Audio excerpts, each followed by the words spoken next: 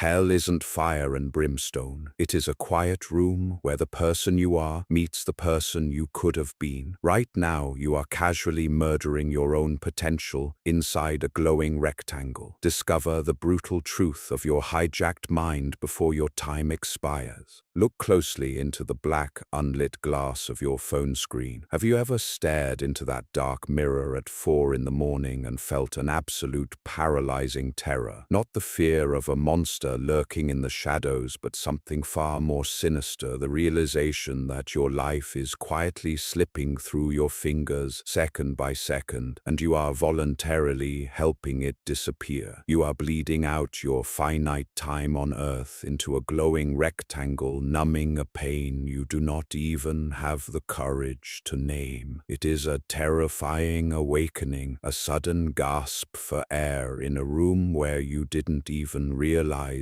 you were drowning. Myth Eryndor warmly welcomes you to this journey. If this resonates with the silent battles you fight within your own mind, please consider subscribing to the channel to support our work and give us the motivation to bring you more profound, thought-provoking stories like this in the future. Let me take you back to a scene I know too intimately, one that has likely played out in your own bedroom. It is deeply embedded in the graveyard hours of the night. The rest of the world has surrendered to the heavy natural rhythm of sleep. The house is dead silent, save for the hum of the climate control. My physical body is resting on a memory foam mattress, surrounded by every modern comfort our ancestors could have only dreamed of. Yet my mind is a feverish, restless engine. A ghostly, artificial blue light paints the walls, casting long, wavering shadows across the ceiling. My thumb twitches in a repetitive, autonomous rhythm. Swipe up,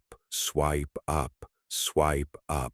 I tell myself the same pathetic lie I whispered an hour ago. Just one more video, just 15 more seconds of a stranger's manufactured life to help my racing mind wind down. Just one more looping song, one more visual gag that doesn't even warrant a smile, let alone genuine joy. The minutes bleed into hours with horrifying ease, and then the inevitable punishment arrives. The faint, bruised purple light of dawn begins to creep through the edges of the curtains. The birds start their oblivious morning chorus. I finally press the lock button. The screen goes black and the room plunges into a sudden, deafening silence. In that darkened glass, I catch my own reflection. What do I feel? It is never satisfaction. It is never peace. It is a profound, aching sense of self-loathing. It is a hollow, gnawing sensation in the pit of my stomach, a brutal confrontation with the fact that I have just traded an unrecoverable fragment of my existence for absolute nothingness. I had to stop and ask myself a brutal question, one that I now ask you. Are we actually entertaining ourselves, or are we using these devices as sophisticated escape hatches? Are we running desperately away from an underlying pervasive sorrow that resides deep within our own quiet minds? We have been sold a magnificent, glittering lie. From the moment we were born into this digital era, we were conditioned to believe that the absolute pinnacle of human progress is the complete eradication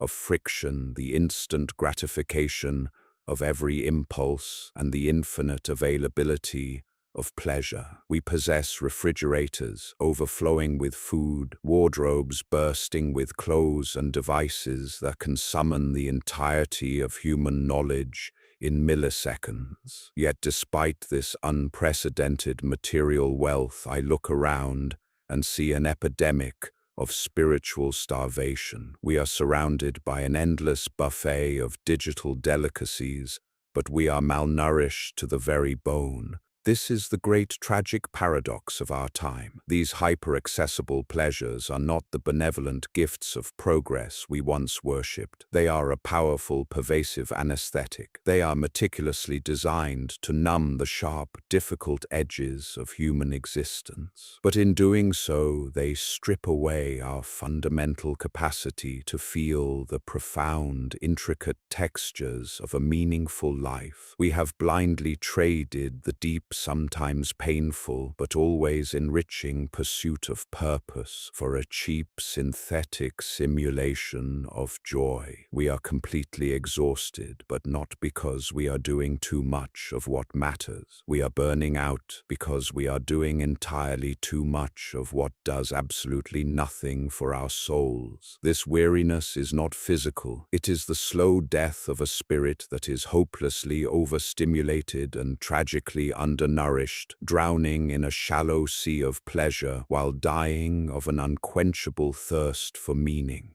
To truly understand this tragic paradox of spiritual starvation amidst infinite material abundance, we must first confront the uncomfortable truth of how easily our primal wiring has been weaponized against us. We're not simply lazy, and we are not fundamentally broken. We are participating in a wildly asymmetrical war against the brightest minds on the planet. I remember reading about the psychology of slot machines, how the erratic, unpredictable dispensing of rewards creates a psychological hook so deep that rational thought simply collapses. I thought of gamblers in dim casinos, unaware that the exact same behavioral alchemy was sitting in my pocket, meticulously engineered by invisible architects in Silicon Valley. They understand that dopamine is not the chemical of happiness, but the chemical of anticipation. It is the primal evolutionary drive that kept our ancestors foraging, hunting, and seeking over the next horizon. But today there is no horizon.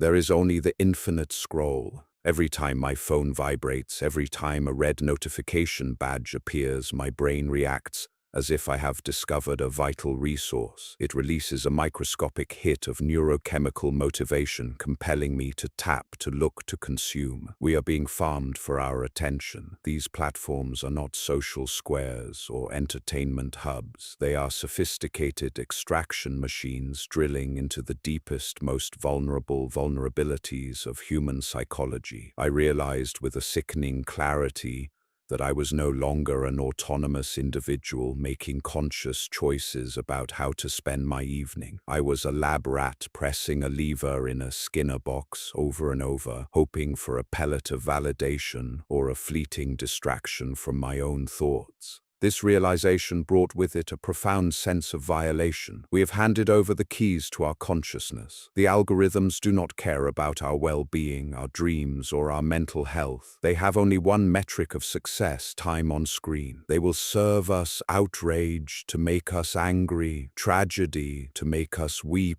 and hyper-edited beauty to make us feel inadequate, so long as it keeps our eyes locked on the glass. By outsourcing our emotional regulation to a machine, we have slowly dismantled our ability to sit comfortably within our own minds. We have lost the quiet, sacred space where creativity is born, where grief is processed, and where true self-awareness takes root. Instead of facing the silence, we reach for the pacifier. We flee from the slightest hint of boredom or discomfort, rushing back into the warm, numbing embrace of the algorithm. But this flight from reality comes at a catastrophic cost. We are trading the raw, unedited, beautiful messiness of real life for a sanitized, highly curated digital hallucination, and in the process we are forgetting how to be fully human. The numbness we seek becomes a prison of our own making, locking us away from the very experiences that make life worth living.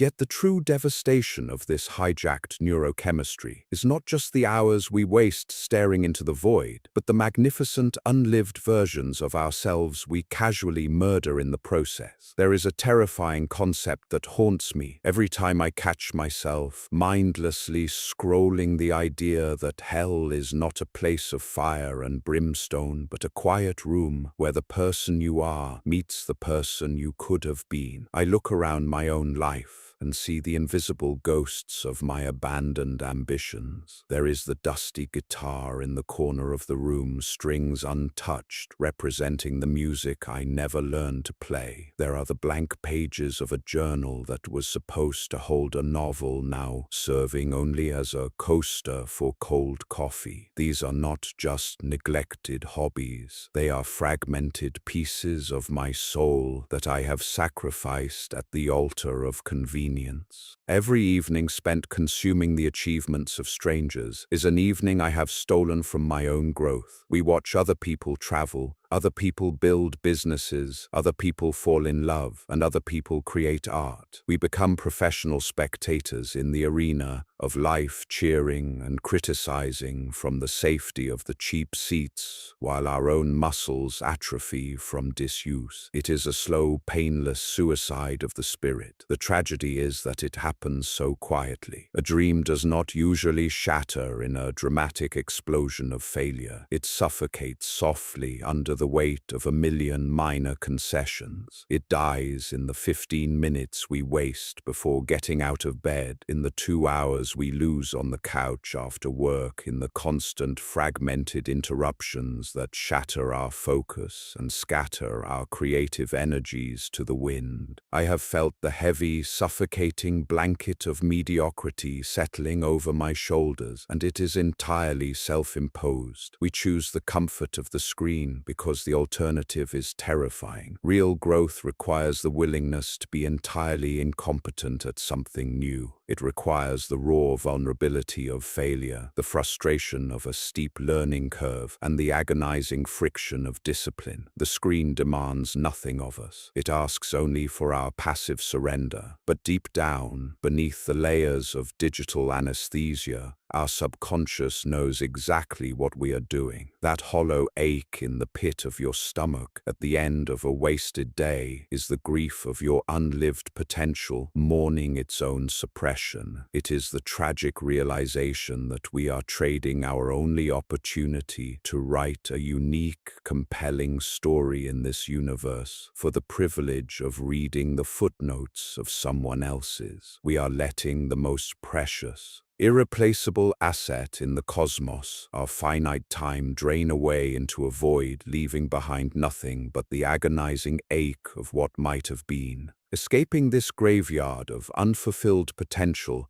requires a radical rebellion. We must actively seek out the very friction and discomfort we have been so thoroughly conditioned to avoid. For years I believed the lie that a good life was synonymous with an easy life. I thought the ultimate goal was to eliminate all resistance, to automate every chore, and to bathe in a constant stream of effortless pleasure. But when I finally looked at the hollowed-out shell of the person I had become, I realized that a life without friction is a life without traction. You cannot build physical strength without the agonizing resistance of gravity and iron. You cannot build intellectual fortitude without the grueling frustration of wrestling with complex, difficult ideas. And you absolutely cannot build a soul of any substance without enduring the painful, necessary fires of adversity. The cure for our modern spiritual starvation is not finding a better, more optimized form of entertainment. The cure is intentionally reintroducing voluntary hardship into our daily existence. It is the conscious, defiant choice to do the difficult thing when the easy thing is sitting right there in your pocket. I started by forcing myself to sit in an empty room in complete silence for 10 minutes a day. The first few times, the psychological withdrawal was violently uncomfortable. My brain screamed for stimulation,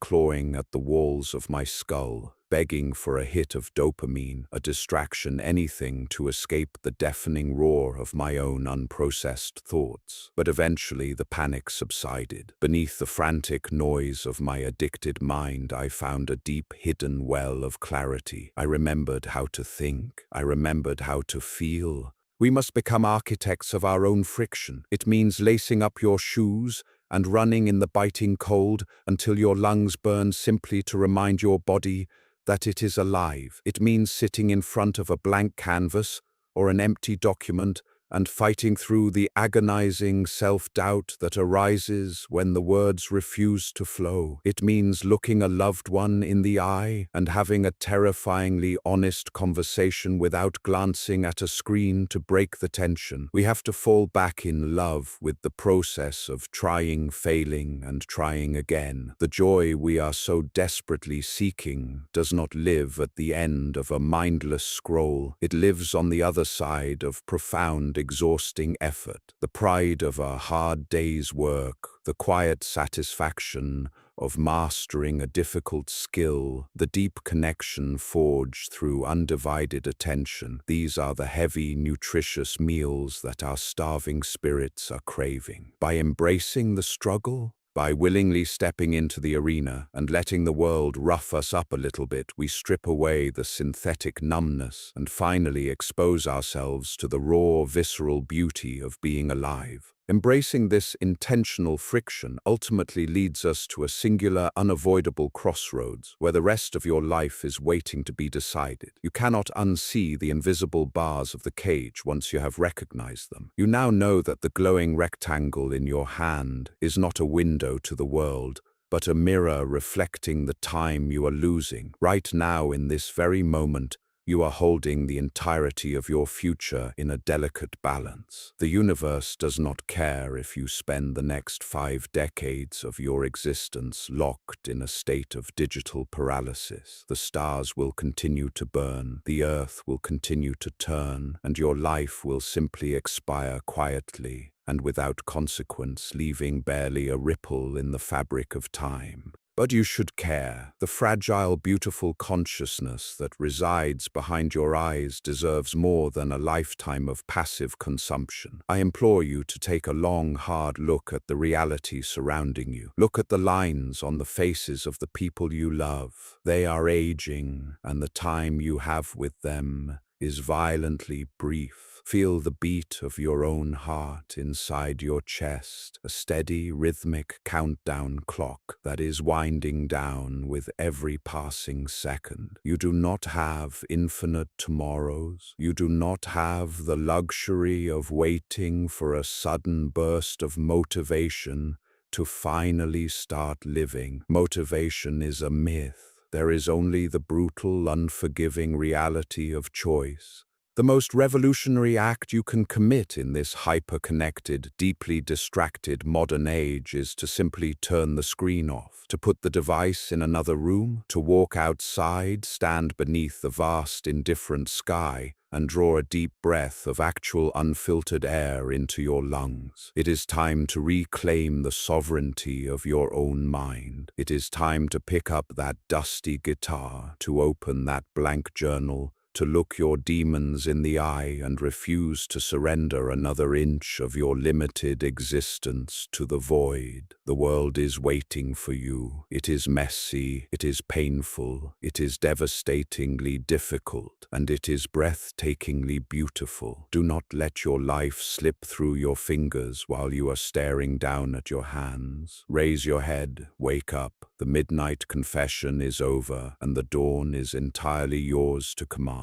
Summary. In our modern era, we are fighting an asymmetrical war against technologies meticulously engineered to exploit our primal psychological vulnerabilities. By turning us into passive consumers addicted to the artificial anticipation of the next notification, these digital platforms act as extraction machines that drain our time, focus, and emotional resilience. This relentless digital pacification comes at a catastrophic cost, the slow, silent death of our unfulfilled potential. We trade the raw, beautiful friction of real life for a sanitized, comfortable illusion, casually burying our dreams beneath thousands of hours of mindless scrolling. The ultimate tragedy is not merely wasted time, but the magnificent versions of ourselves we never allow to exist. To escape this spiritual starvation, we must embrace a radical rebellion of intentional friction. True growth, deep joy, and authentic connection do not exist in the numbing comfort of a screen. They are forged in the fires of discipline, vulnerability, and voluntary hardship. We must reclaim the sovereignty of our minds by deliberately choosing the difficult over the easy. We stand at a critical crossroads, holding our finite, violently brief lives in our hands. The choice is stark: continue to be pacified by a glowing rectangle, or look up, face the painful, breathtaking messiness of reality, and finally begin to live. The profound lesson: a life devoid of friction is a life devoid of meaning. The modern pursuit of absolute convenience and constant digital stimulation is a silent killer of human potential. True fulfillment, creativity, and self-awareness cannot be downloaded or outsourced to an algorithm. They must be earned through the uncomfortable, agonizing, yet deeply rewarding process of facing reality, enduring hardship, and consistently choosing to do difficult things. How to apply this to your life? Designate sacred silence. Start your day with 10 minutes of complete silence without a device. Face your unprocessed thoughts instead of fleeing to instant stimulation. Manufacture intentional friction. Actively introduce resistance into your routine. Pick up a challenging hobby you abandoned. Exercise without a podcast to distract you, or read a difficult book. Force yourself to be a beginner again and embrace the frustration of learning. Reclaim the margins. Reclaim the 15 minutes before bed and the 15 minutes after waking up. Keep your phone out of the bedroom entirely. Use this recovered time to journal, reflect, or simply be present in your physical environment. A question for you: what is one forgotten hobby or dream that you want to reclaim from your screen time starting today? Please share your answer in the comments below so we can learn from each other's perspectives and build a community of intentional living. If this message resonated with you, please subscribe to the channel. Your support gives us the motivation to continue creating deep, meaningful content to help us all wake up and reclaim our lives.